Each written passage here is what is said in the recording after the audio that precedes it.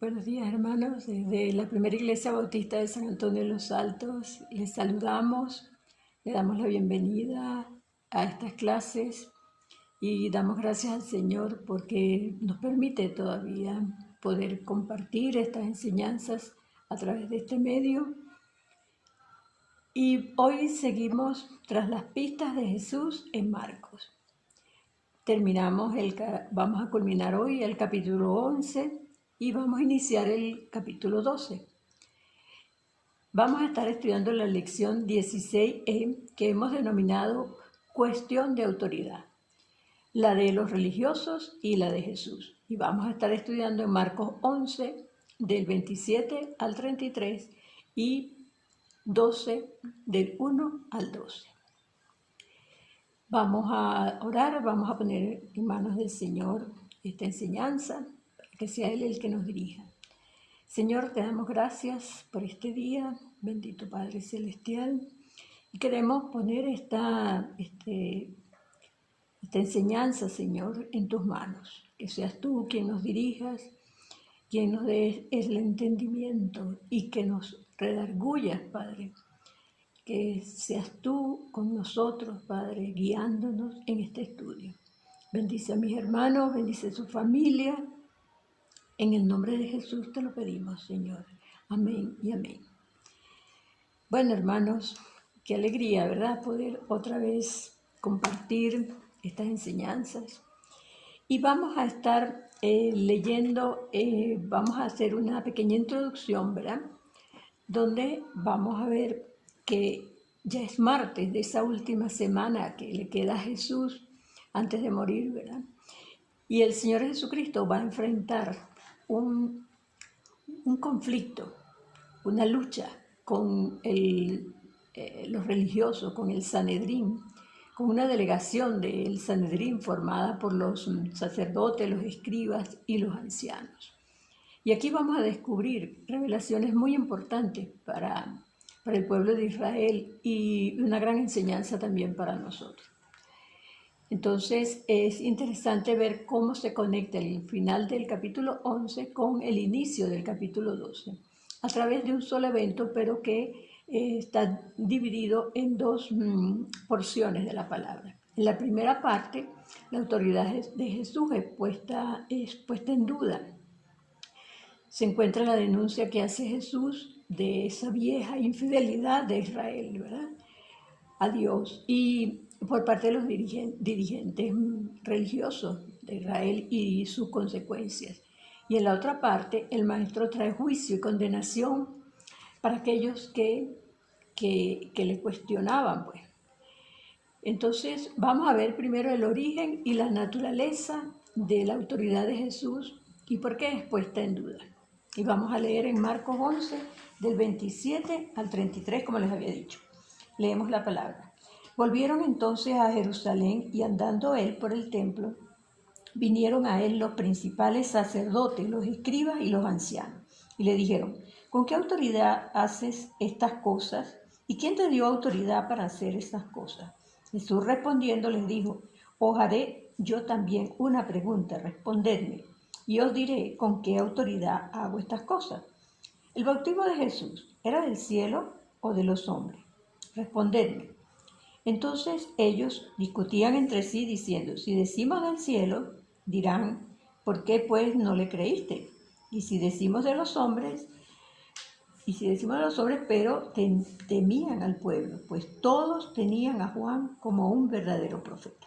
Así que respondiendo dijeron a Jesús, no sabemos. Entonces respondiendo Jesús les dijo, tampoco yo os digo con qué autoridad hago estas cosas. Entonces Jesús, como dice aquí, va de regreso a Jerusalén y pasa por el templo y es abordado por este grupo, por esta delegación del Sanedrín, para preguntarle que con qué autoridad él actuaba y quién le había dado esa autoridad. Jesús le responde con otra pregunta, ¿verdad?, que lo coloca en apuro a esta gente, a sus adversarios, y les hace esa pregunta sobre el bautismo de Juan. Y si ellos declaraban que era del cielo, Jesús les iba a reprochar porque no habían creído. Pero si si negaban la inspiración divina, tienen que temer al pueblo, porque ellos tenían a Juan como profeta, ¿verdad? Y bueno, resuelven diciendo, no sabemos. Y Jesús también rehúsa responderle.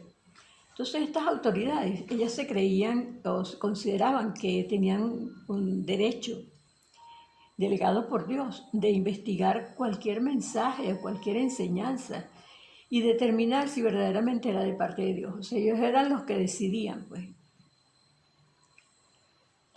Perdón, consideraban a Jesús como un intruso, y en realidad no les interesaba la procedencia de ese mensaje, sino una excusa para poder apresarlo y, y condenarlo, porque eso era el objetivo que ellos tenían, ¿verdad? Pero el maestro no cae en la trampa de ellos. Entonces, en esa hipocresía, y porque él conocía el corazón y él sabía lo que pasaba por la mente de ellos, pero no cae en esa tentación, ¿verdad? Entonces, ellos tenían bastante evidencias de que el bautismo de Juan provenía del cielo, porque fíjense, cuando Jesús fue bautizado por Juan, ¿verdad? El cielo se abrió y vino una voz del cielo que decía, este es mi hijo amado en quien tengo complacencia. Entonces, esa voz fue oída por todos. Ellos también habían visto a Jesús echar fuera demonios, habían visto sanar enfermos, calmar las tempestades, ¿verdad? Resucitar muertos y hasta demostrar que tenía autoridad incluso para perdonar pecados. Esto ellos los enfureció porque para ellos Dios era el único que podía perdonar pecados. Pero Jesús se colocó por encima incluso de Moisés, encima de la ley, pero nunca estuvo independiente del Padre. Sin embargo, como Jesús conocía sus intenciones, no les recordó más evidencia. Entonces vamos a ver cómo la siguiente parte del evento, cómo responde Jesús, cómo les responde Jesús a ellos. Y saben que Jesús tenía la costumbre de dirigirse al pueblo y en parábolas, ¿verdad? Con parábolas. Y aquí una vez más Jesús nos muestra una parábola. Es la parábola de los labradores malvados. Y está en Marcos 12, del 1 al 12. Y vamos a leer la palabra entonces. Dice el 1. Entonces comenzó Jesús a decirles por parábola. Un hombre plantó una viña, la cercó de vallado, cavó un lagar, edificó una torre y la arrendó a unos labradores y se fue lejos. Y a su tiempo envió un siervo a los labradores para que recibiese de estos del fruto de la viña. Mas ellos, tomándole, le golpearon y le enviaron con las manos vacías. Volvió a enviarles otro siervo, pero apedreándole, le hirieron en la cabeza y también le enviaron afrentado. Y volvió a enviar a otro, y a este mataron, y a otros muchos, golpeando a unos y matando a otros. Por último, teniendo aún un hijo suyo amado, lo envió también a ellos, diciendo, tendrán respeto a mi hijo. Mas aquellos labradores dijeron entre sí, este es el heredero, venid, matémosle y la heredad será nuestra. Y tomándole, le mataron y le echaron fuera de la viña. ¿Qué pues hará el Señor de la viña? Vendrá y destruirá a los labradores y dará su viña a otro. Ni aún esta escritura habéis leído. La piedra angular que desecharon los edificadores ha venido a ser cabeza del ángulo. El Señor ha hecho esto, y es cosa maravillosa a nuestros ojos. Y procuraban prenderle porque entendían que decía contra ellos aquella parábola, pero temían a la multitud y dejándole se fueron.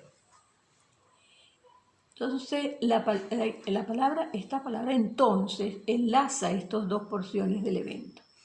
Luego de haber rechazado el ataque por parte de estos religiosos, ¿verdad?, los adversarios, el maestro utiliza una parábola para describir justamente el comportamiento pasado, presente y futuro de estos jefes del pueblo, de estos líderes. O sea, con esta parábola era el retrato perfecto de ellos. Y esto les dolió, o sea, se enfurecieron más, pero no podían hacer nada porque el pueblo estaba allí y ellos le temían al pueblo que se alborotara. Al final ellos mismos se condenaron cuando Jesús le preguntó, ¿qué pues hará el Señor de la viña? Y ellos respondieron, vendrá y destruirá a los labradores y dará su viña a otro. O sea, ellos mismos ya se habían condenado porque esa parábola les estaba hablando perfectamente a ellos.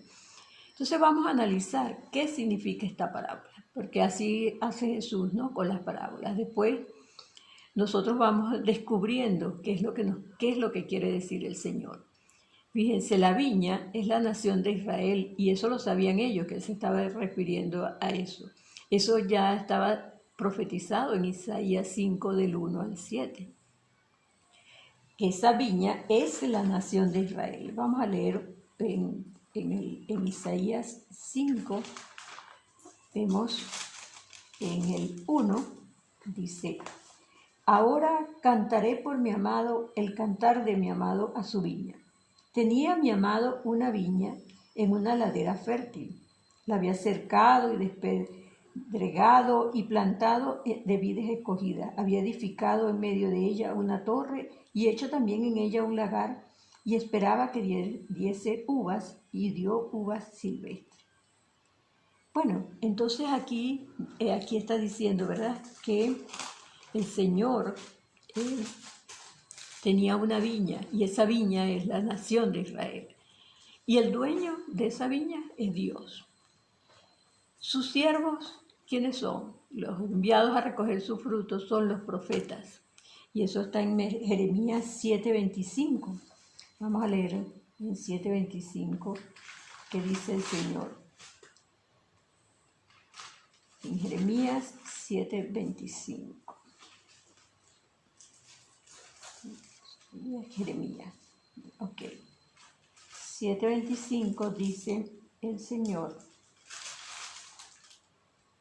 desde el día que vuestros padres salieron de la tierra de Egipto hasta hoy, y os envié todos los profetas mis siervos, enviándolos desde temprano y sin cesar. O sea que los siervos son los profetas, ¿verdad? A quienes ellos dieron muerte.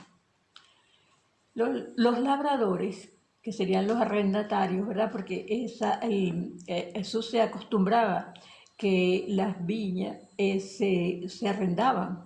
Entonces los labradores la trabajaban y pagaban un porcentaje al dueño de la viña. Entonces los labradores, los arrendatarios, son estos líderes religiosos, quienes se beneficiaban del pueblo. Quedaba todavía un siervo, quien era su hijo amado. Y ese es Jesucristo, a quien también matarían. Lo tiraron fuera de la viña y así hicieron con Jesús, ¿verdad? Porque cuando Jesús lo crucificaron, recuerden que lo llevaron fuera de la ciudad. Entonces aquí la parábola encajaba todo perfectamente. O sea que no es una palabra traída así como digamos vulgarmente, por los greñas, sino que está perfectamente todo. Ya había sido profetizado por Isaías, por Jeremías y todos esos profetas. Esos profetas a quienes ellos ya los habían asesinado, muchos de ellos. Y veremos también cómo en Lucas 13, del 34 y 35, vemos cómo habla el Señor, cómo Jesús se dirige a Jerusalén, a su nación. Fíjense cómo les dice, Jerusalén, Jerusalén, que matas a los profetas y apedreas a los que te son enviados. ¿Cuántas veces quise juntar a tus hijos como la gallina sus polluelos debajo de sus alas y no quisiste? Y aquí vuestra casa os he dejada desierta y os digo que no me veréis hasta que llegue el tiempo en que digas, bendito el que viene en nombre del Señor. Entonces, ¿cuántas bendiciones le había dado el Dios a su nación, a su pueblo, ¿verdad? Y ellos, ¿cómo lo despreciaron a Jesús? Entonces, a ese hijo amado lo crucificaron y desecharon a su hijo, pues. Y eso da tristeza leer este versículo, estos dos versículos, como a Dios le duele su pueblo escogido, ¿verdad? Su nación. Entonces, Jesús era el obstáculo para ellos, para los planes de maldad que ellos tenían. Y Jesús, fíjense que les exhorta en el 12:10. Jesús les dice, ustedes mismos se condenan. En Marcos 12:10 dice, ni aún esta escritura habéis leído, la piedra que desecharon los edificadores ha venido a ser cabeza del ángulo. Entonces, recordándoles la palabra que también está en el Salmo 118:22, Cristo es la piedra angular y ahora ellos la desechaban. Y aquí viene la paradoja. Lo desechado por los hombres es usado por Dios. Los líderes religiosos pretenden hacer la obra de Dios, sacando a Dios de su vida, y pretenden edificar sin Dios.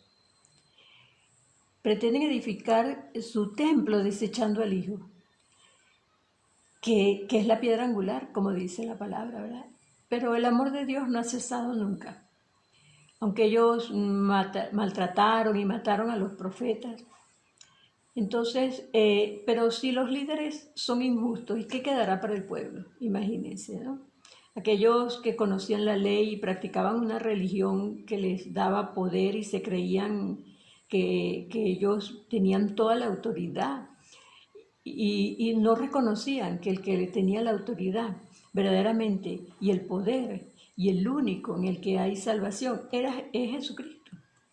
Pero ellos ni siquiera querían reconocer la autoridad, viendo aún todas las cosas que había hecho, no reconocían en la autoridad de Jesucristo, como enviado de Dios, que era el mismo Dios. Ahora, ¿qué significa esta enseñanza para nosotros hoy? Aquellos que han crecido en una religión, pero sin ninguna relación con Dios, con Jesucristo, ¿no se parecen a estos sacerdotes? Sabían mucho de doctrina, pero no tenían frutos. Y el fruto revela lo que verdaderamente nosotros somos, porque el fruto es lo que se ve del árbol, ¿verdad? Puede ser que no conozcas el nombre del árbol o no reconozcas el árbol, pero cuando da los frutos sabes de qué es. Si es un árbol de mango, cuando dé los frutos de mango lo vas a reconocer. Entonces, las obras no salvan, ¿verdad? Porque la salvación no es por obra, pero sí muestran lo que yo llevo por dentro. ¿Soy cristiano de nombre nada más o verdaderamente reconozco y acepto que Jesucristo tiene la autoridad sobre todas las cosas de mi vida, sobre todas las áreas de mi vida, sobre toda la creación? Jesucristo tiene el poder, la autoridad sobre toda la creación. Se la dio su Padre, se la dio el mismo Dios. Y verdaderamente lo tengo a Jesucristo como mi guía, como el dueño de mi vida, como el que domina todo en mi vida. Él es verdaderamente mi Señor. Reflexionemos, hermanos, y pensemos mucho en todas estas cosas, en estas parábolas, en estos religiosos y en todo el maltrato que recibió nuestro Señor Jesucristo por nosotros. No merece que nosotros lo despreciemos, sino que lo veamos como lo que es, como la piedra angular, como la roca fuerte sobre la que está construida, ¿verdad? Todo es el fundamento y Él es nuestra roca. Bueno, hermanos, para seguir orando y meditando y viviendo esta palabra, aquí dejamos unas preguntas. ¿A quiénes representan la viña los labradores, el dueño y el hijo en la parábola. Aunque ya dijimos que, pero indaguen más, reflexionen más profundicen más en esta parábola. ¿Qué pasó con los líderes de Israel? Cuando usamos la fidelidad de Dios como excusa, reconocemos realmente la autoridad de Jesús sobre todas las áreas de nuestra vida. ¿Qué representa Cristo? ¿Qué representa que Cristo sea la piedra angular? Esto trae mucha enseñanza y es hermoso estudiar la palabra a profundidad y ver todo lo que significa y todo lo que habla a nuestras vidas. Dios les bendiga, hermanos, que el Señor siga proveyendo este espacio y este tiempo para seguir estudiando su palabra. Les deseamos feliz día y que Dios los bendiga. En el nombre de Jesús, amén.